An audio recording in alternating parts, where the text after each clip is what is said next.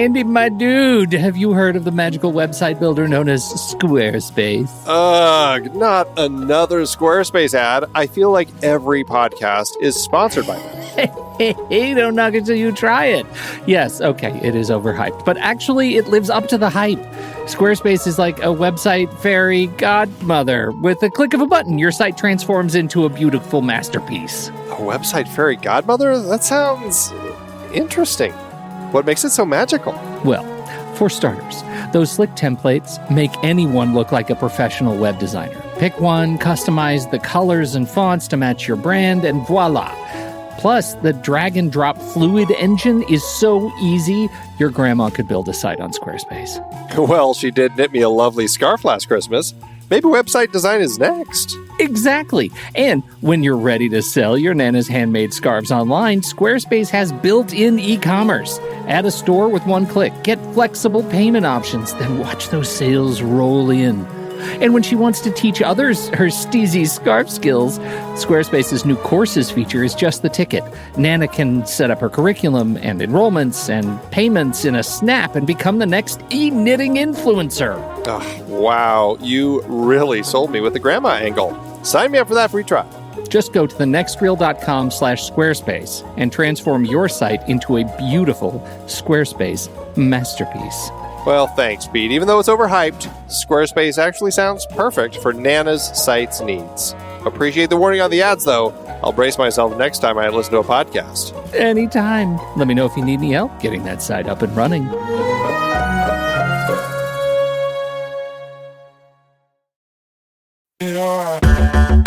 Andy, can you believe we've almost hit 700 episodes of The Next Reel? I know, it's crazy. And with all the other episodes in our family of podcasts, we are well over 1,200 episodes of movie conversation. It's really pretty amazing that we've gotten to have these in-depth movie chats every week for over a decade now. And we couldn't have done it without our loyal community of film fans. Their support over the years has meant so much. For sure. That reminds me, we should give the merch store a shout out. Buying shirts from thenextreel.com/merch is a great way listeners can continue to support the show. Plus, they get to sport our great designs. Absolutely. I think sometimes folks forget we have a variety of shirts, mugs, phone cases, and more available. In fact, a great place to start is with a shirt sporting the Next Reel's logo. We also have that classic Fast Times Spicoli Surf School tee, or the weirdly popular Rusty's European Tour shirt.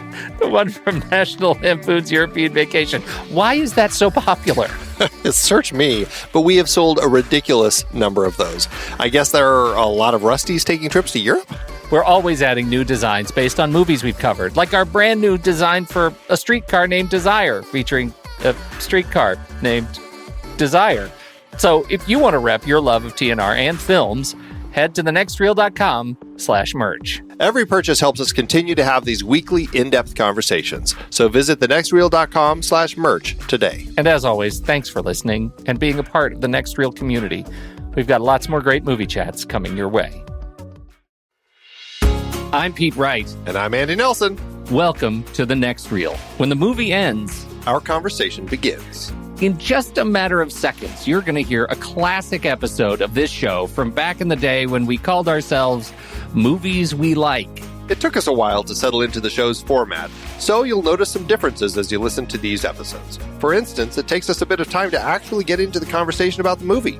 Things like that. But we're still proud of the conversations about the movies themselves, and we think they're worth keeping in the library. So enjoy these episodes from our back catalog. And you can become part of our Discord community, learn more about the show, and find out how you can become a supporting member at thenextreel.com. So thank you, everybody, for downloading and listening to The Next Reel. We appreciate your time and attention, and we hope you enjoy the show.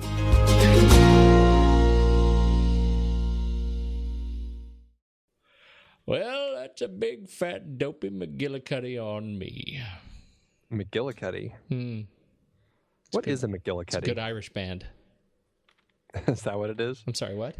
Is that a Mac or a Muck? Are we starting? I thought we did. I never know. Oh, my podcast with André. You know what I'm doing right now? Tell me. I'm eating dinner. Are you eating dinner? Clink. Do you have a sort of omniscient, lurking waiter always around you at all? There you go. Do you want to hear how I really feel? I mean, really, do you want to know what I really feel? No, I don't. Hungry. I really don't. I'm really just hungry. That's all. All I got was this little tiny quail.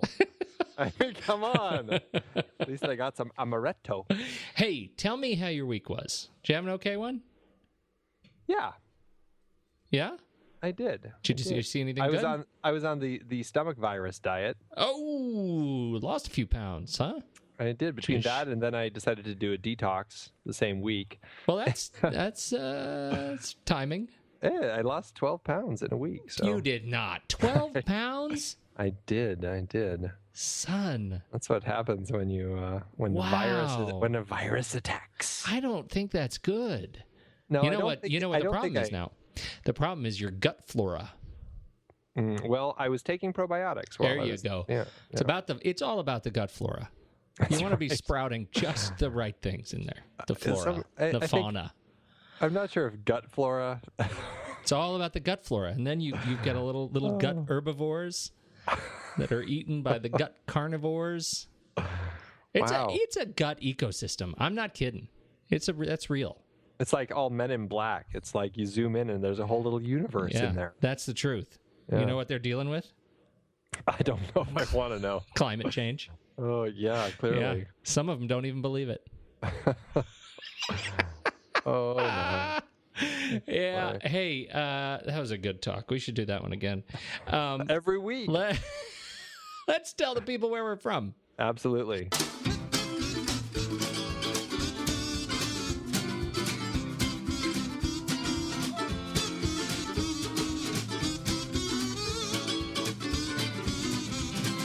Hey, everybody, it's the next reel.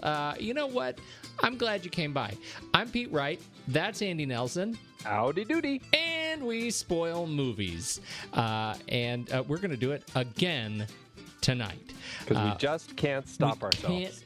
We just can't get enough. So here's the thing. You can go to the website at thenextreel.com. You can catch up with all of the past shows that we have ever done. You can subscribe to the show in iTunes. Just search for The Next Reel. It'll pop right up. And while you're there, leave us a comment. And, 5 stars or so if you've got them laying around. We deeply appreciate that. It's kind of like sending us flowers. It is just like that. Much less expensive. And we don't have to deal with our allergies. And totally, it's good for the environment and our gut flora. That's right. Hey, then you can join us in our conversation that goes on online on the website. Leave us comments and share your favorites on. We're everywhere, right? Facebook, Pinterest, Twitter. Holy smokes! Instagram, Google Plus, Oh, bring it home. all over the place. Hey, how are we doing on the Ben Lott score? Well, I think we got hosed this week, both you and me together.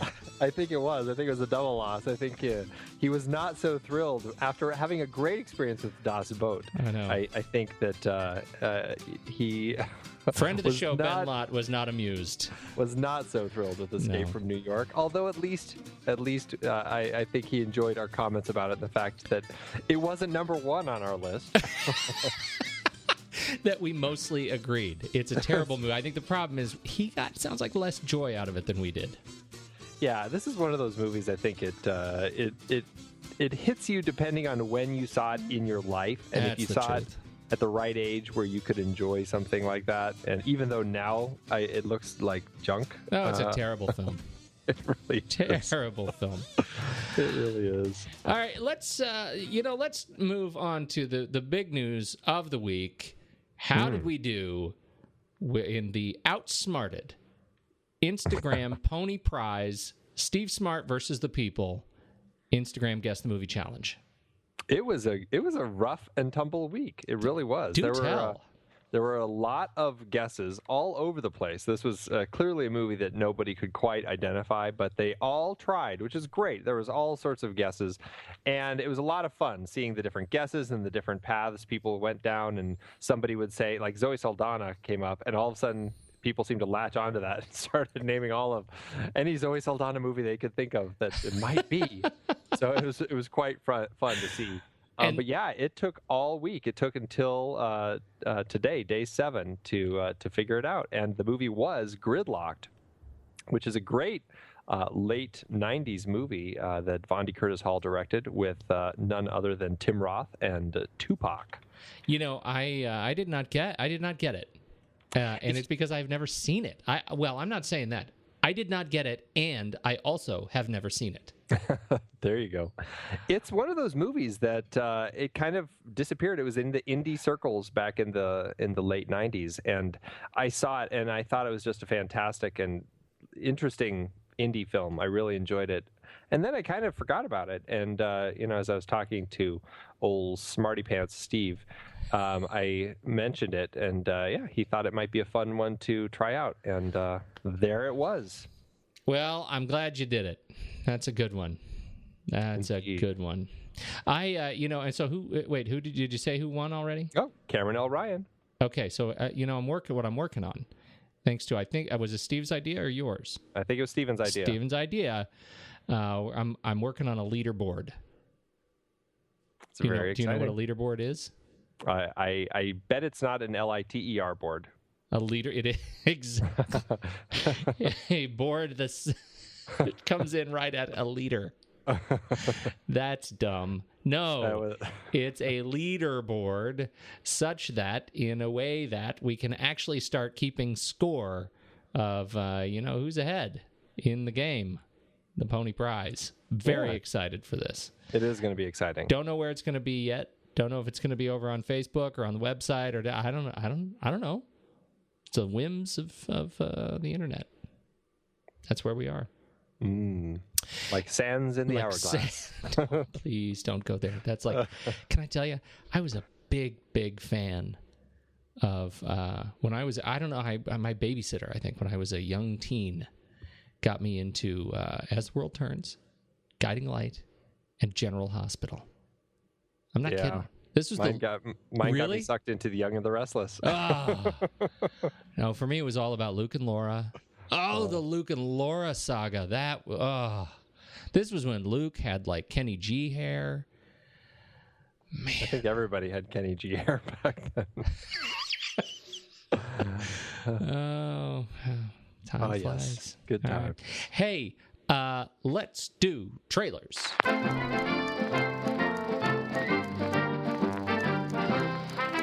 I want to go first, can I? You can go first. I will let you. I'm going to say a name. You with firstness. You stop lisping. I am going to name an actor. I want you to tell me the first movie you think of that he was in. Brendan Gleeson, go. Harry Potter. And the fourth one. That was not the best of the books. It was not. J.K. Rowling just runs out of steam, can't name it. Harry Potter and the fourth one. Harry Potter looks under some stones. Hey, no. Yes, he was. He was Mad-Eye Moody. Give me another one. Come on. That was low-hanging fruit. He was in Bruges. Yes, that one was a big favorite of mine. He was in 87 Other Things. Yeah, there's a really great one that I'm completely forgetting. The Smurfs too. I think the first thing I saw him in was Braveheart, but and the Smurfs too. Of course, yeah, I was gonna say that. Like the Smurfs too. He was in let's see, he was in. Oh, he's been in a bunch of stuff. Well, he was in Troy, Gangs of New York. Was another one. He was in what was the one that I'm thinking of one too? It was The Company You Keep. Was it the General? Albert Nobbs. You were a big fan of Albert Nobbs, right? I didn't see Albert Nobbs. You did too. Nope. Liar. I didn't. You didn't see Albert Nobbs with the Glenn Close dressed as a man? Nope. I saw the trailer. Does that count? Did you see it enough times to count as a movie? Maybe half. Movie I'm talking about tonight is Cavalry. I am looking forward to this film. This one has Brendan Gleeson. I think is it Cavalry or Calvary? Oh God, this is like nuclear. Well, I can't say that wrong. Different. Calvary. It is Calvary. I'm a dope. That'll get me in trouble. I'm getting email on that. Calvary. Thank you, because it's not cavalry. It's not wartime. Very different things. Oh, tongue. So anyhow, Brendan Gleeson plays a priest in, I'm saying, Ireland? Probably. I'm saying Ireland. And it's a whodunit. Somebody comes to confessional and says that, he says, I'm going to kill you, Father. And then the rest of the movie is, it's about Brendan Gleeson trying to figure out who's going to kill him before he's killed. Dun, dun, dun. I think it looks great. I'm very excited about this film. And I think it looks really fun. Aidan Gillen is in it. Aidan Gillen is an actor who is most recently, for the last at least 4 years, known in, Game of Thrones as Littlefinger. Peter Baelish. So, anyway, he's been in a lot of stuff. Very much looking forward to seeing these guys on screen. I'm very excited for this film, and it hits August 1st. It looks like USA. And Chris O'Dowd is in it. Yes, Chris O'Dowd is in it. Who I quite enjoy. He's quite a funny fella. He's very funny. And a really old M. Emmett Walsh. Yes, that is true too. I should have said that. He is quite aged. Aged. These days. Yeah. Mm-hmm. Yep. Cool. All right. I didn't actually say this is written and directed by John Michael McDonough. And, I have not seen, I think, anything else that John Michael McDonough has done. Well, I know he worked on The Guard with Brendan Gleeson, and it was supposed to be quite good, although I never got around to seeing it. What about that Ned Kelly? Did you see the Ned Kelly? I did not see Ned Kelly. I didn't see that either. That was a Heath Ledger, Orlando Bloom, Jeffrey Rush. I mean, hell of a cast, is all I'm saying. I hear you. Yeah. All right, what's yours? Mine is The Homesman, Tommy Lee Jones' new film. This is, he's directed a few films, and The Three Burials of Melquiades Estrada is one of my faves. I just love the film. I think it's just a really, really amazing story. And The Homesman is only his second theatrical film. The other two movies that he directed, The Good Old Boys and The Sunset Limited, were TV movies. So this is another one up on the big screen. And it's a Western, which I just really enjoy him in Westerns. He's one of those actors that looks great in Westerns. And this one is with Hilary Swank, who is a pioneer woman who saves him. And then she's going to escort 3 insane women from one state to another. And as part of his deal of saving him, he says he'll do anything, and so she asks him to help her escort these women. And it looks like a really interesting Western, a very kind of haunting look to it with, traveling with insane women. You've got people in the plains that you don't want to deal with, whether they're crazies who want to kill you or the Native Americans or just other people who just don't want you around because you are carrying crazy people. It looks like a really interesting film, and there's something about Tommy Lee Jones as an actor and Tommy Lee Jones as a director that I really enjoy. And so, I am just really looking forward to this one. I was already looking forward to it. And then, because the trailer, we don't see sort of the breadth of the cast. But wow, from let's see, Miranda Otto, John Lithgow, James Spader. I'll bet he plays somebody weird and kind of mean with the name Aloysius, right? William Fichtner. William Fichtner. Oh, yes. Jesse Plemons, Breaking Bad. Evan Jones, Haley Steinfeld. Haley Steinfeld. Speaking of westerns, man, did she just steal it in True Grit? Oh yeah, and Meryl Streep. That's right. Is in this film. It just looks like a great cast, a surprisingly great cast for a really modest trailer.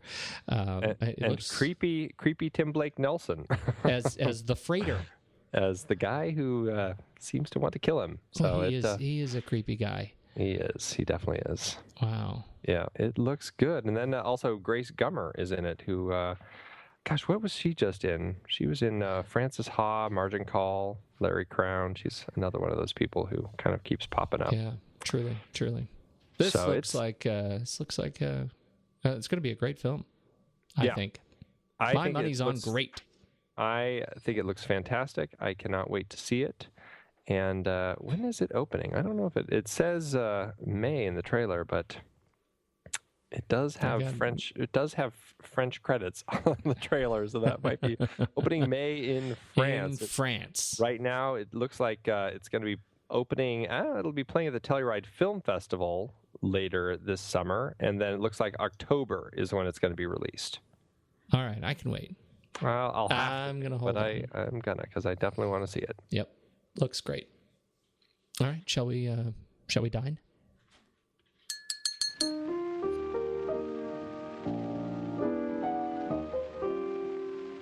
I think if you could become fully aware of what existed in the cigar store next door to this restaurant, I think it would just blow your brains out. Have a real relationship with a person that goes on for years, well, that's completely unpredictable. See, that's why I think that people have affairs. Oh, Andrew, what have we taken on with My Dinner with Andre? This one can really go in two different directions. We are continuing our 1981 series. Films, I don't even know. I think it's fair to say films that interest us for some reason or another that were made and released in 1981. Yes, I think that's fair to say. That are not Raiders of the Lost Ark. Right. And you know, we have sort of a mixed history. Of course, we started. What did we start with? We started with Das Boot. Das Boot, right? So it was fairly recently, which was I think we liked that. Yep. We then went straight downhill with Escape from New York last week, and now we're hitting one of the, I think, riskiest films, certainly, of possibly the decade in terms of a piece made for a visual medium. Yes. And that is My Dinner with Andre, Louis Malle's My Dinner with Andre, written by Wallace, Shawn, and Andre Gregory, directed by Louis Malle. How did it hold up for you? You know, let me. I want to ask a different question. I haven't asked this question in about 100 episodes. Andy, why is My Dinner with Andre an important film? Well, that might be I guess an easier one to start with. I don't know what's easier really with this film. This is a film that's, I think, important because of the nature of the film itself. And I think it's just a film that, you know, I don't know, it introduced people to maybe a different type of storytelling in which, I mean, it really feels almost like just a two-person play of two people just talking to each other about all sorts of things that kind of it unfolds and becomes, you know, a conversation about, in a way, kind of life, the universe, and everything. And I think Roger Ebert, you know, he summed it up pretty well. He wrote about this in one of his great movies review. He said, "Someone asked me the other day if I could name a movie that was entirely devoid of cliches. I thought for a moment, then answered, My Dinner with Andre." You know, I think that, in a way, kind of sums it up. It's not a movie of cliches. It's not a movie that we had seen before. It's this conversation between two people that feels like, honestly, it kind of feels like these two people who know each other just happened to go have dinner, and Louis Malle, the film director, just happened to be there with his cameras and decided to film it. And it's a very interesting type of filmmaking that really has kind of hit people in a different way, depending on how you see it and what you think of it. And it's a film that you can look at, and if you're really into it and you're really interested in listening to this conversation, it becomes something that is kind of a very interesting philosophical study of you know, what it means to live and what it means to just be. If you aren't really getting into it, it can come across as just a very pretentious piece of obnoxiousness as you listen to these two people prattle on. And I think it's just an important film because it just showed people kind of a different type of filmmaking back in 1981. Have you ever directed anything quite like this? Nope. Fair to say, I have not. I didn't like it when I first saw it. Mm-hmm. And it would have been... I did not see it when it came out in 1981. And, it's a fascinating kind of release. And I think it's fair to say, I mean, a film stayed in theaters longer then, but this film stayed in the theaters for a year. Thanks, according to Shawn and Gregory, thanks very much to the boosterism of Roger Ebert, Gene Siskel. And so it was around a long time. I did not see it when it first hit the theaters. I was too young for that. But I saw it, probably a decade later, and I didn't like it. I didn't understand it. I didn't have the patience. I certainly didn't have the patience for it. And that was the last time I watched it. So I was nervous when we put it on the list. Mm-hmm. I felt sort of like we had to put it on the list, but I couldn't really articulate why. And so I finally sat down to watch it this week, and I found myself really moved by it. Is that fair? I mean, did it hit you well? It hit me. I feel the opposite. Really? It hit me a lot better the first time I watched it. I felt a lot more moved the first time I watched it. I really enjoyed the story. I enjoyed the conversation between the two men. I enjoyed really everything about it, and I really connected with their conversation. And this time when I watched it, not to say that I didn't enjoy it, just to say that I found it harder to watch. And I actually, this is one of those films that it's really bad to fall asleep in. Because when you go back to figure out where you were, it's like, oh wait, it's them talk. Oh no, wait, they're still talking. Still talking. Damn it! When did I fall asleep? It was really hard to do, and so I finally muddled my way through it. But it just took me a long time. I really had a hard time getting into it this time. I mean, I still enjoyed it. I enjoyed the nature of the way the film was made and the way that they have this conversation. It was just really hard for me to connect to this time. Wow. See, that kind of blows one of my theories about the film, that it's another one of those men of a certain age films. But you and I are both of the same certain age, and so clearly that's shot to hell. Forget that idea. I'll tell you why I love what they did in this film. First of all, it is a film that is fundamentally about fear. And it's about how these two guys take their representative approach to fear. André Gregory has his character, and we should say that both of these actors have gone to great pains saying that they are not really playing themselves in this film. They are, playing characters that also happen to be named Wallace Shawn and André Gregory, which, is interesting. And it's an ironic sort of snub that they're making a film that is so well adapted for a stage presentation, but was never read as a stage presentation. It was created as a film. I mean, it is just two guys sitting down for dinner. But I find it interesting because of the way this film deals with fear, right? And how that fear is manifested in, the daily struggles of these two guys of, sort of the curse of privilege. In both cases, they are struggling artists. Struggling takes on slightly different meanings for each of them, but they're struggling in their own way. And I found myself really moved by how pertinent the film is today, because it's easy, and in a lot of the reviews and the write-ups I read, and the little snippet reviews that people like to toss out on the internet, they're all about, oh my gosh, this is a film of two guys who talk about the big questions, right? Why am I here? What is the meaning of life? And sure, I mean, I guess you could find those things in there. That's definitely in there. But I think what is, I think more important for me is how the film deals with the little sort of quiet bits of importance.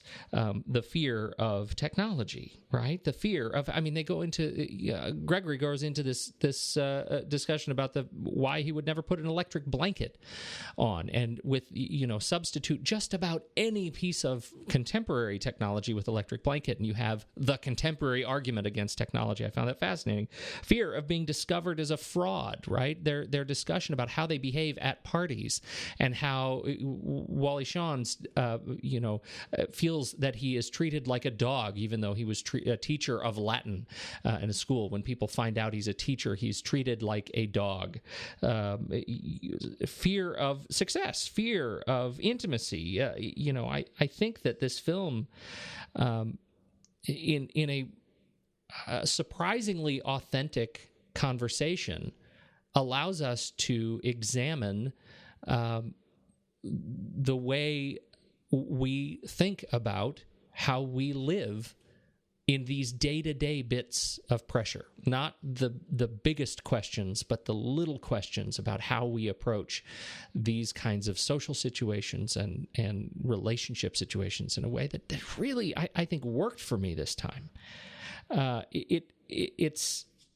Wally Shawn said there's a series of interviews, I should say, on YouTube that I guess a filmmaker had done. I'm having trouble figuring out where these films cropped up, but they're interviews, 3-part interviews with Wallace Shawn and with Andre Gregory, done separately, 6 total interviews about their perspectives on My Dinner with Andre. Are they recent, or were they done? No, they're back quite in the old. time? They weren't done then. They were done clearly many years after the film was made, but they're not. I don't have, like I said, I don't have a date, but they look old. Okay, but it's the not actors, the Noah Baumbach ones, because Noah Baumbach did a series of interviews with them. I don't know, because on YouTube they're not credited. Gotcha. So I don't know. Possibly the Noah Baumbach ones, but I've seen Shawn say the same thing several times, which is that, he said he wants to destroy the guy that he plays to any extent that there was any of me there, that he wants to kill that side of himself by making this film, because that guy's totally motivated by fear. And it gets back to fear, right? Because you can see, and Shawn plays this, I think, really well. I'm going on way too long. I'm going to let you talk in a minute. Good. I think he plays this really, really well. How he handles fear, not only in his reaction to what Gregory is telling him, but these little nuances of his performance about how, when he chooses to speak and how he is able to speak and what words he's able to conjure as a result of his reaction to, these fantastical stories that he's hearing from Gregory. And Gregory, to the same extent, was in a period of great sort of, he was a very low point in his life, and he gave in to that fear and ended up, in these ceremonial sort of ritual burials, having himself buried and having dirt shoveled on him. I mean, these stories about how he conquered his fear, and so the film is really about how these two guys, their approach to living with these daily stresses, and I found it really quite touching. Yeah, it is. I mean, I definitely agree with you, and I think the nature of that of those elements in the story are very fascinating, and I actually really do like the way that they play with that, and how at the beginning Wallace is very kind of closed off and almost unwilling to talk about stuff. As he said, he's kind of just not the conversationalist, and Andre clearly is the conversationalist. He's like medicated. Yeah, exactly. But and even Andre points out, like, there's that one point where he talks about how he went to talk to one of his friends, and they talked from midnight to 11 the next day, and Wally was like, geez, what did you guys talk about? Or what did he say? He's like, he didn't say anything. I talked the whole time. It's like, I'm not surprised, because that makes perfect sense coming from you. So it's interesting how over the course of this film, in their lives, Wally kind of goes from a place where he is a little more reserved and doesn't want to be the one who talks, to actually, and it all seems to hit right around the electric blanket conversation, he starts coming out of his shell and actually starts opening up and revealing some stuff. And then finally he gets to the point where he's actually, in a way, kind of offering up his own opinions on the stuff that Andre was talking about. And Andre finally gets to a place where he's actually able to start listening. And it's kind of an interesting move over the course of the film with these two people and how they kind of how that element gets shaped over the course of the story. And these characters, in a way, you kind of see that growth.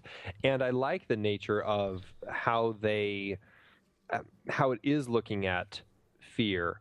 And I do find it really interesting that at the very beginning of the film, when they meet at the restaurant, how Wallace looks at Andre and he's just like, "Oh, you look terrific," and Andre's like, "Oh, I feel terrible." Right.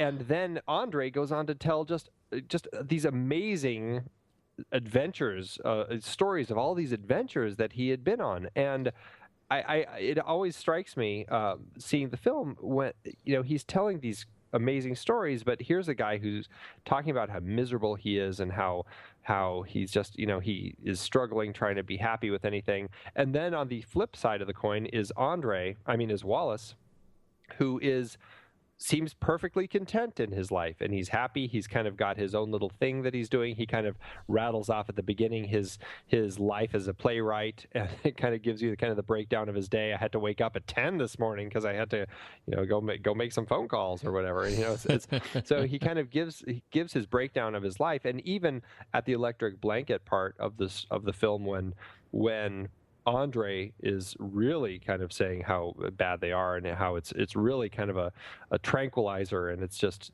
taking you out of living life. And Wally argues for it and why it's important and why it's a comfort, and you get these two kind of bourgeois people talking about the nature of their lives, and Wally views his life as comfortable and Andre views his life as miserable. But Andre is the one who has all these fantastic adventures, and Wallace is the one who's not really doing any adventures. So it's such an interesting perspective on their two lives, and how, in a way, it is about the fear in life, and like you were saying, but it's how you take things out of your life and your perspective on what you're living that ends up creating those fears that you're dealing with. And Wally starts kind of hitting some of his fears as you start moving on, and those things he's afraid of those silences. That's why he likes to be reading a book or doing something, whereas Andre, his fear is not feeling like he's living. And so it is a very interesting look at fear and the way people live, and how people who, if they swapped lives, they would be miserable. But then again, Andre says he's miserable right now, even though he's been doing all this amazing exploration. And I couldn't help but thinking how interesting it was that we started talking about this particular film just a few films after The Matrix, because it felt very Matrix-like at how these were two people where Andre was somebody who is really convinced that there was this Matrix, and he's trying to break out of it because he feels that something's wrong in his life, and he's trying to find the truth, and he's trying to get into it and what really is going on. And then there's Wally, who's really just that guy who's content to be living it and doesn't want to, rock the boat. Right. I think you're exactly right, and I think that's what makes this film sort of interesting. Now, where it takes its risk is that it's telling its story by telling us its story, right? And so this film is the cardinal sin of cinema, right? It's just 11 minutes of the cardinal sin of cinema. All exposition with no, it's like, the rule is always show, don't tell. And this is all telling. Is that why the film works? Because it is so grandiose in the way that it breaks this rule? That's an interesting perspective. And I think it may be right, because really, when you look at a film like this, it shouldn't work. It should not work. That's right. We should not be having even a hint of this conversation. I think what happens is this is a film about this conversation over dinner between Wally and Andre that it actually is a really engrossing conversation to just be a part of and to listen to and to think about. And I think that's why it's noted as a kind of an interesting film and a film to remember in the annals of cinema, because it is a film that by all rights shouldn't work, but does. And yet, so I guess I asked that as kind of a leading question, because to me, and this may be why I didn't like the film before. I certainly didn't appreciate what was going on the screen. I think there are some really interesting things going on in the frame that keep the film sort of visually interesting. Yeah. Right?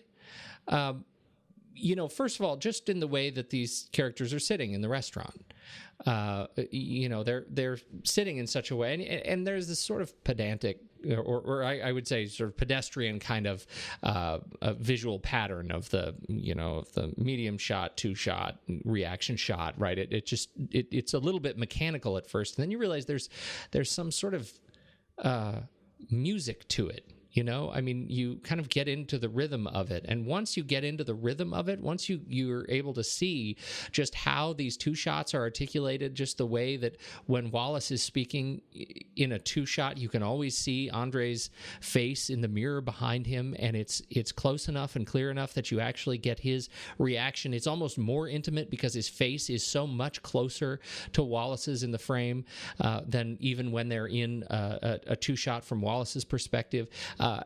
And then the way the waiter interrupts at just the right moments, and at the very climax of the film, when you have to assume that after 2 hours all the patrons have all left, which they admit to later, at the very moment of sort of Wallace's kind of perceived awakening, or his greatest point of frustration, there's a siren. The only other kind of ambient sound is a siren outside the restaurant. No more clinking of dishes. I found myself really moved by those little moments on screen. Cinematography was done by Jerry Sopanen, and I don't know. I had never heard of Jerry Sopanen. I hadn't either. But I found it. I found it to be much more of a dance than I had expected it to be. Just the visuals of it. It is. And that's something that I found really fascinating watching this time, was when did Louis Malle decide to cut into a closer shot? When did he want to do a two shot? When did he feel he really wanted to just single one face out? When did he want to kind of widen it up and kind of show us a little bit more of the world? And it was a very interesting dance. And I think in particular, it always strikes me, and for some reason I don't know why, but it always strikes me at the moment when Andre is telling the story about his burial and that whole kind of Halloween in Montauk story about how he was buried and resurrected and all that. And how the camera, at that point, comes into just really a close-up of his face. And it holds on his face for pretty much that whole conversation, as I recall. And you don't see anything else in the room. You don't see, sometimes it's framed where you can see behind him where you see the waiter and the bartender and stuff like that. But in this particular case, it's framed in such a way where you only see the dark wall behind him. And it really fits so much for the tone of that particular story. And that's one moment in the film where I really just kind of, everything for me focuses right into that moment. And I think the camera work works so brilliantly to help focus into that story.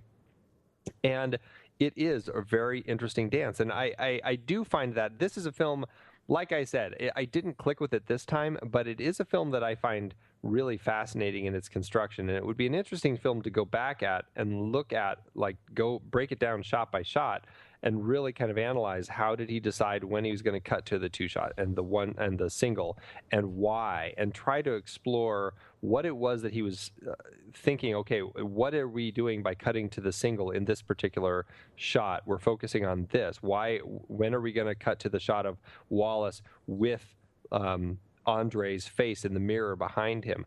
And when are we going to show the waiter? And it's just a really interesting study in cinematography and editing and just filmmaking, because it's all about where did he put the camera, which lens did he put on to film the actor. And that's something I found really fascinating this time watching it. And it's one of those things I would love to hear Louis Malle talk about that, which unfortunately we can't because he passed away. But I did find that just really fascinating this go around. I agree with you. I didn't think this was going to be a cinematographer's film or an editor's film, but the complexity of telling the story, of letting these actors tell the story in a way that keeps us interested for as long as they do, I think is it's particularly artful.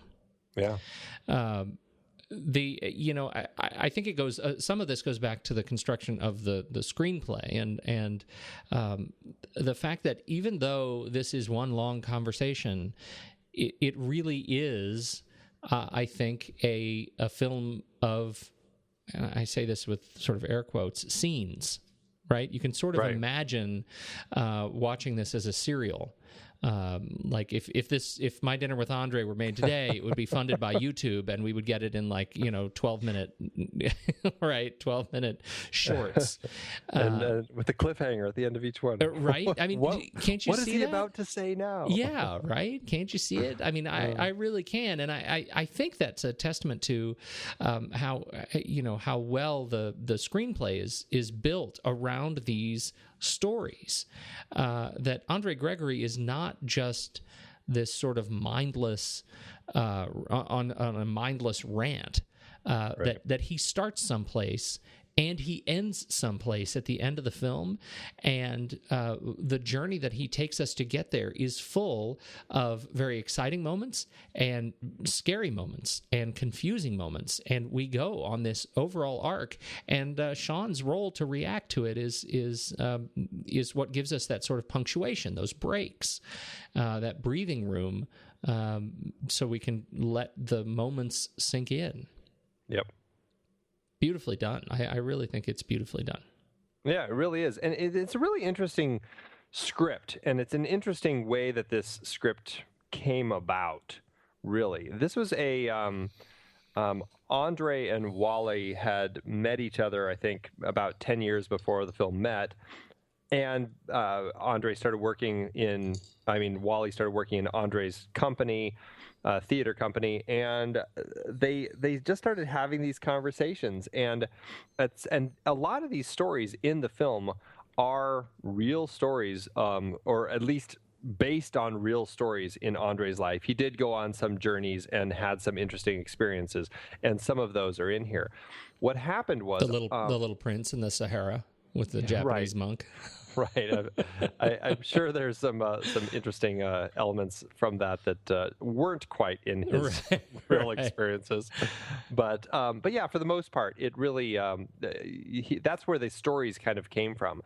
And the two of them came up with this idea as they were having these conversations that this would be really interesting to make as a movie. And listening to Wallace Shawn talk about his plays that he used to write and his sense of storytelling, he does come across as a very avant-garde sort of storyteller. It doesn't sound like anybody was ever interested in his plays until Andre.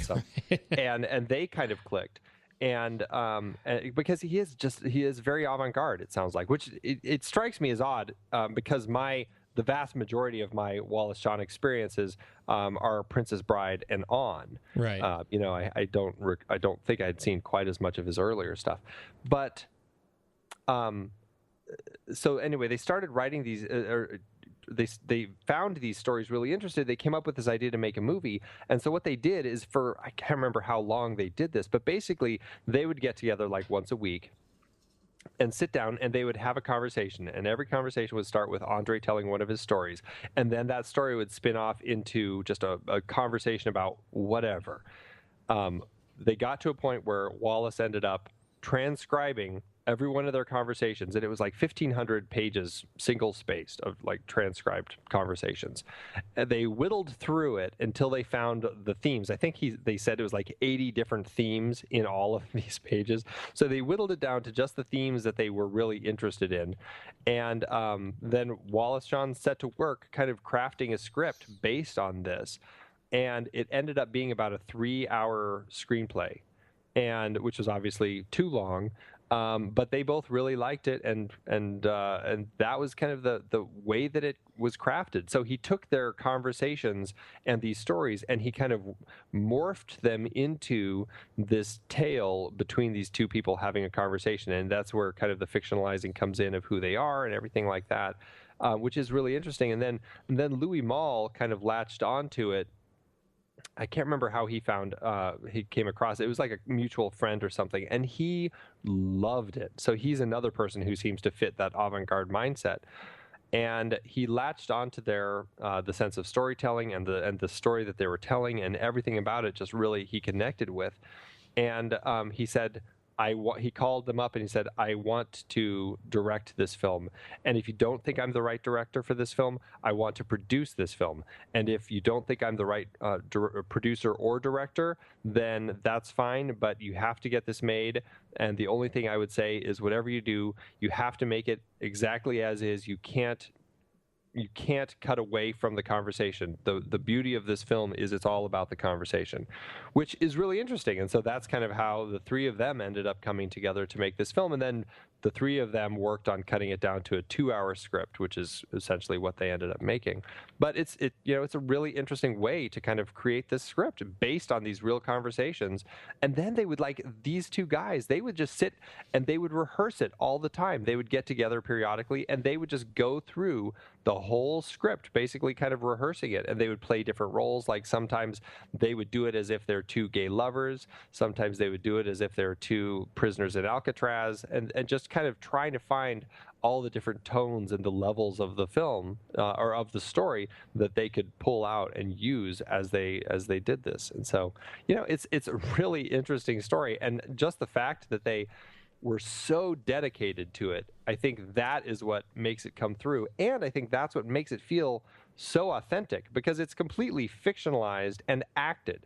But when you watch it, it really feels like you're watching a documentary of people having a conversation. Oh, it truly does. And to that point, it feels like it may be one of the reasons that this film was not received as universally positively as it maybe would have been. It's definitely a critic favorite, not so much an audience favorite. Partially because when you see these guys playing guys named after these guys, it sure takes on this sort of air of pomposity that could be a turnoff. Well, my wife walked in and she heard it for about 10 minutes and goes, "Oh my God, this is so pretentious." And she walked out. Oh, so case in point then. Yep. It may be accurate. Oh, it's funny though. She heard André Gregory's voice on even just the some of the conversation that I was watching of him with Noah Baumbach that they did on the Criterion disc a few years ago, and even that she's like, "Oh God, it's just his voice. His voice is just pretentious." His voice is New York.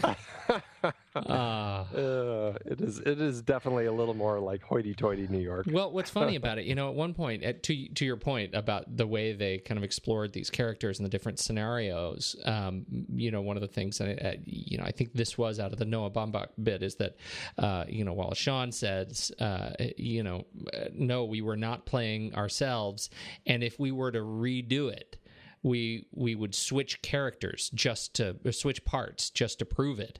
Right. And I find myself thinking about that. Like, would the film take on a different kind of tone if Shawn had been playing the character to go off on this sort of Bohemian Rhapsody? And I think that it would. And frankly, that feels much more as like what I would expect of the film. Well, it would definitely make for an interesting twist to the film. I have a hard time picturing it that way, but it would be interesting to see. You don't have a problem. You don't have a trouble expecting Andre Gregory to be the sort of buttoned up guy living in fear, totally unable to accept Wallace Shawn's bohemian exploits. Are you kidding me? That's like hand to glove. I don't know. All right, fair enough. Do you have anything? I mean, I feel like we could probably create a Dinner with Andre scale conversation about Dinner with Andre. Do you have anything else of the that you would like to discuss on your list? Yeah, just a few things. I did think it was funny. Andre was talking about how he ended up. He said it was very weird playing somebody who's kind of himself, but it's not himself, and it was kind of hard figuring out who he was after a while. But he said he ended up coming with 4 different voices of himself that he would actually use over the course of this. And knowing this now, I think it'd be interesting to try to find the different characters watching it, because he says there's Andre, the Peter Brook theater guru. There's the Andre, the off-the-wall spacey dilettante rich kid, which sounds like a great title. There's the Andre, spiritual used car salesman. And then there's the Andre who's the real sincere Andre. And he said he's the one who pops up later in the movie. So I thought that was kind of interesting how he kind of created these different versions of himself. Yeah, I really like that. And the one I can totally resonate with is the last one, when you can sort of feel Andre kind of talking Shawn down. Yeah. That feels probably, to his point, the most authentic. Well, and it's one of those No Country for Old Men conversations where it kind of like all of a sudden it ends, and I'm like, oh, I thought there was going to be a more definitive wrap up in the conversation. And so I actually went back and I watched the ending twice just to kind of hear their conversation. And it's really, I do really like how he does kind of bring it to a close, and there's something haunting actually about it, and it does leave it hanging, but it in a way where it feels like he's kind of put it at a place where it leaves you thinking about who they are, these ghosts and everything, and who are people and everything. And it's kind of an interesting end. Yes. Yeah, particularly because it feels like the like you've spent this 2 hours with these people, and you've learned whatever lessons you've learned. But when you look for this point of transformation, right, the big moment of transformation in the film, it happens, or it feels to me like it starts to happen after the bulk of the action of the film is over, after dinner. Right? It happens in voiceover with Shawn in the car talking about going and sharing this experience with his girlfriend. I find that particularly interesting, that it's sort of the hero moment and it happens over the credits. Well, and I think what it does, at least for me, is when you have him kind of giving you that final voiceover as he and also he's reflecting, he's looking out of the taxi window, looking at places that are memories for him, like that's where my father fit me with my first suit, and he's kind of hitting these memories as he kind of walks through the city, which really, I don't know, because he's so reflective right there, once that hits, I found myself very reflective of the film at that point. Yes. Yeah, I agree. It sort of leads you out of the theater. Yeah. Yeah. Puts you in an interesting headspace. Yeah, it sure does. Yeah. What else you got? It's funny. This film was actually filmed in, I think it was West Virginia, I think in Richmond. And it was in an old hotel that had closed, and they were filming here because they could get this restaurant there. And they were filming here because it was winter and the restaurant had no heat, so it was closed. And so it was freezing while they were filming this movie. And it was so cold that all the crew basically were all bundled up while they were filming. And the actors, they had like long johns on and everything. And the most ironic part of the whole thing is that Andre said that under the table he actually had an electric blanket on his lap. I would never be caught with an electric blanket. Oh, it's just too funny. That is funny. Yeah. And then the only other thing I wanted to talk about was I thought we should just mention a little more about Louis Malle, because I think he is a very interesting director. I haven't seen a lot of his films, but he is a director that there's something about the films of his that I've seen. I think I've only seen this, Atlantic City, and or Damage, I think, are the only films of his that I've seen. So I've missed quite a few. You haven't seen Au revoir les enfants? I have not. Au revoir les enfants? You say that so beautifully. No, please, really. Oh, stop. He did Vanya on 42nd Street. Right. Okay. So go ahead. No, I think he's just an interesting director who seems to tell films that they feel told in a very straightforward way. There's not a lot of flash, but I think he has a style that feels very just direct. And that's something I noticed in all of the films of his that I've watched, these three. And like in Damage, there's something about it in the directness in that film that just really struck me. And it really, that film had some moments that just kind of really affected me. And I find that in his films. I think there's something interesting about the way that he puts his films together that I do like quite a bit. And it makes me interested in going and watching more of them. Yeah, I agree with you. Wow, that Damage.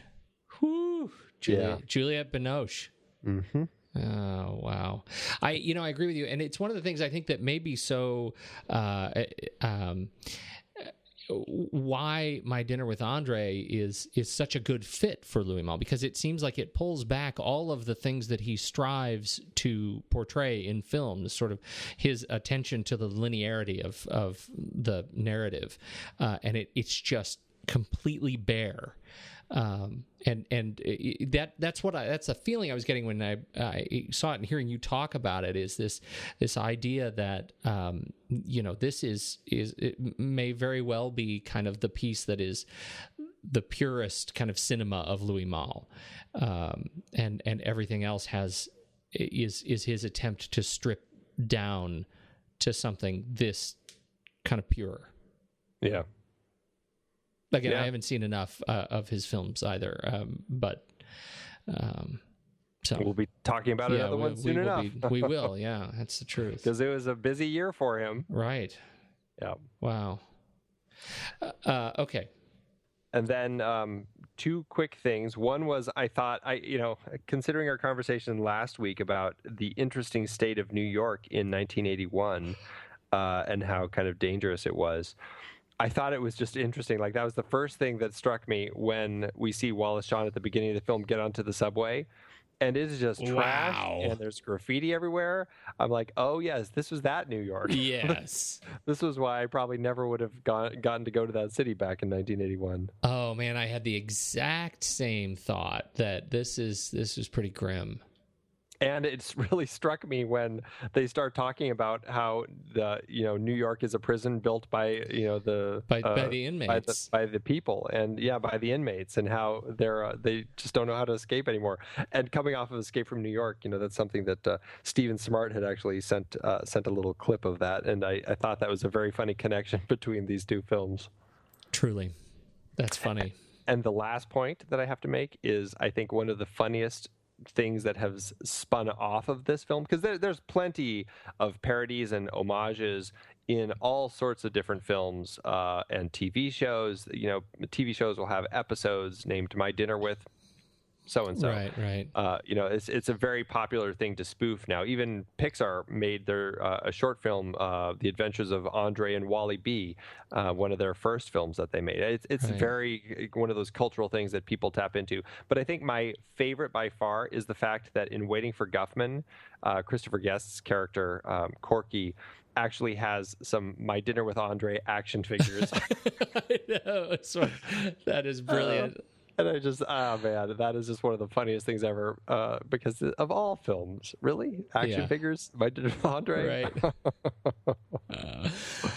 Too good. I think that you like this film more than you think you do. I like it. I'm not saying I don't like it. I'm just saying I just had a harder time getting through it this time. But I do like it. I actually do like it. And actually, you also had the stomach flu. And yeah, that probably didn't help. But this is one of those films that I think having a conversation about afterward actually does inspire more thought and interest in it. And so thank you, Pete. Thank you. Thank you, Andre. Thanks for getting me back. Andy? That happened. I haven't gone to, was it Foghorn? The Finehorn? Finehorn. Foghorn, Leghorn. Oh dear. Yeah. Hey, this was very good. So let's talk a little bit about. Were you able to track down any of the dollars? I could find very little as far as dollars. I did find some grosses. I couldn't find anything regarding budget, but domestically, it looks like it grossed about $5.2 million back in 1981 dollars, which is about $13.5 million in today's dollars. And so, it did, I'm guessing it did pretty well for itself. I can't imagine that back in 1981 it would have cost more than $5 million to make this film. So I have a feeling it made money. It's one of those kind of sleeper art house things, and I think that my guess is it probably did okay. Yeah. It's yeah. All right, I don't need to belabor that point. All right, so let's, I say we flick chart it. Let's do it. Let's do it. All right, so head over to flickchart.com/thenextreel, and you can check out our golden ticket list. Will My Dinner with Andre break the top 100? I'm nervous. Well, this is a film that I can't see myself putting on very often. Yeah, above, I'll be honest, almost any other film that we've done. I mean, yeah, it's going to hit a point, I have a feeling, where I think it'll be a better film than some of the films on the list, but I don't know if it's still going to be higher. Yeah. I don't know. We'll see. Anyway, Let's go. My Dinner with Andre or The Bourne Ultimatum? I'm going to go The Bourne Ultimatum. I am too. My Dinner with Andre or Compulsion? I would still go Compulsion. I would too. My Dinner with Andre or Christmas in Connecticut. Oh. Wow. I think I would do My Dinner with Andre. Yeah, I feel like at least there's a little more meat. I mean, I enjoyed Christmas in Connecticut. It's light and fluffy, and inevitably I'd probably put it on more since it is a holiday film. Yeah. But I just feel like I but would any probably get... other time of year? Yeah, there's not a lot of reason to put that one on otherwise. I would go with you on My Dinner with Andre. All right. Interesting. My Dinner with Andre or The African Queen? Oh. That one hasn't popped up in a while. No, The African Queen. Yeah, I think you're right. My Dinner with Andre or 2004's Dawn of the Dead? Dawn of the Dead. What? See, this is one where quality film over over that I Dawn enjoy of the Dead. And Dawn of the Dead wins. My Dinner with Andre. Oh, this will be interesting. Or The Day of the Locust. Oh, I actually would pick Day of the Locust because they're both films that make me think and put me in kind of a different place. But man, is The Day of the Locust just trippy and whacked out. And there's something really kind of visceral and enjoyable about that. I love watching kids get bludgeoned. Yeehaw! You're a horrible human being. Wow. That was a tough one to get through. Day of the Locust. Yeah. I'm gonna go with you on that, but I feel like I'm doing so under some sort of duress. Even though there was no arm twisting done. My Dinner with Andre or Major League? Oh, really? See, this is one where I feel like I would actually go with My Dinner with Andre, even though I would put Major League on. Yeah, because, I mean that's just nonsensical. Yeah, you got to put My Dinner with Andre over Major League. All right, there we are, 114. 114. Really? Yeah. Out of 132. All right. What's it between? It is between The Day of the Locust and Major League. I probably could have predicted that. I do. I know a little thing or two about complex mathematics. You're good at that. Hey, this was great. Now, where do we go from here? Continuing our 1981 saga. Yeah, we're going to continue, do a little De Palma action. We're going to check out Blowout. Oh, dear. It's been a long time since I've seen this. I did not remember it as being a 1981 film. In fact, it very much speaks as a 1970s film to me, and it's De Palma. I am nervous. I really remember liking this film, so I'm excited to see it again. I haven't seen it that recently either, and so I'm pretty excited to see it because I think it was good, and this is on our or should be on our Chappaquiddick list. That's so true. Oh, we got to publish that list, the Chappaquiddick list. Excellent. I think it's up there. That one's up there. Oh, it is already? Good. Well, we got to get that on there. There's not a lot of films on it, but oh, that's too funny. Okay. Well, this is going to be a good film. There's a little John Travolta, a little Nancy Allen, a little John Lithgow. And that's what we're hitting next week. Absolutely. Hey, thanks, Andrew. Thank you. I think I'm going to go have some dessert now. You deserve it. I'm going to go to bed.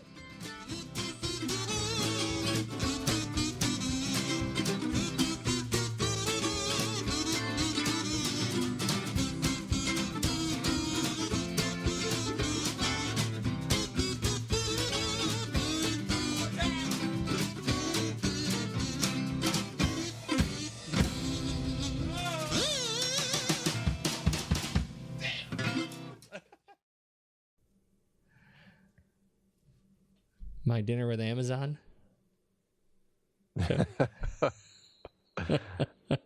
How'd you do this week? I looked at the 3-star reviews, and Richard Alexander Green said 2 hours of intellectual bull. I enjoyed listening, but mostly because I was waiting for something interesting to be said. The part I liked best was the comparison of NYC to a concentration camp designed and run by the inmates. It might help to be smoking something. Okay, I got one. All right. Turning it on. This is from Jack. He gives it a 2-star review. It's a little bit longer. He says, turning it off 30 minutes in may not mean I would have still thought it sucked an hour in. I mean, there's always a chance I could have had buy-in at 31 minutes in. Nah. I rented this movie as an homage to Roger Ebert, who put it at his top 10 all-time movies. I remember wading through Hess's Steppenwolf in the late 60s as an homage to a comely hippie chick. I think I'm through with homages. They're post-important and less gratifying to either party. A comely hippie chick. That's awesome. Oh, good times, Amazon. I love you. Gotta love it. It is hard to believe that we have been having in-depth weekly conversations about movies since 2011. So many great conversations over the years about so many great movies. And some stinkers. Well, true. But producing this show week after week requires a ton of work behind the scenes. If you'd like to help support our efforts, one easy way is by using our Originals page when shopping for books and movies that we've covered. Just visit thenextreel.com/originals.